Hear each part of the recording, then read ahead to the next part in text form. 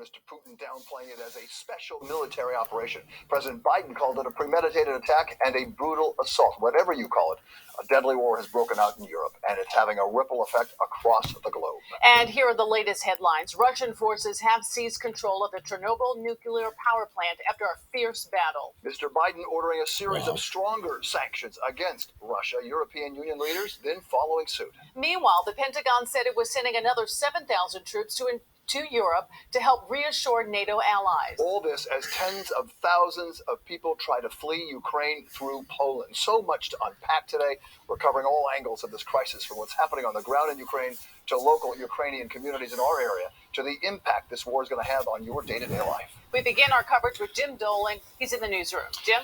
Sade, there is war today in Europe and all that war entails. Soldiers and civilians are dying there now, families scrambling from their homes and headed for the border. What seemed secure when they went to bed last night, caught now in the frightening crosshairs of what President Biden calls Vladimir Putin's naked aggression.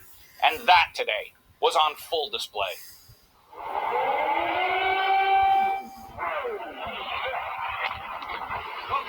Whoa. The people of Ukraine woke this morning to the startling, thundering sounds of war. Ukraine was invaded overnight by Russian ground and air forces. The busy streets of a civilized and peaceful nation gave way to the unimaginable. We are an independent country, Ukraine, and we are totally not same as Russians. And we don't want to be a part of Russia or any other country. It's really getting very emotional. And I cannot believe this happening, really. They huddled in subway stations, hoping they were safe there from Putin's missiles, with their pets and with their children, as the war around them raged.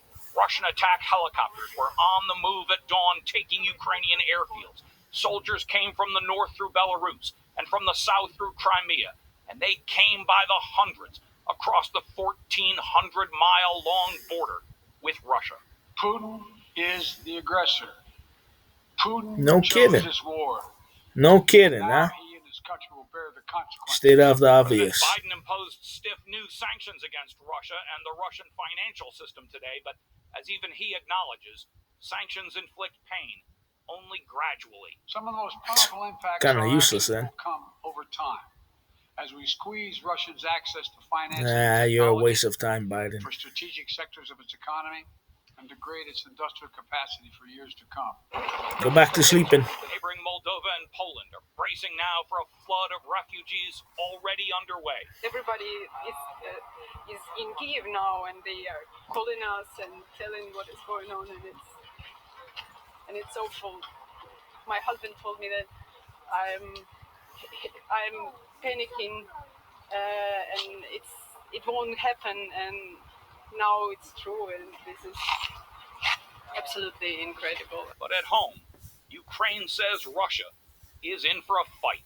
We are fighting. We will be fighting. We not only our brave and motivated military, but all Amen. Ukrainians.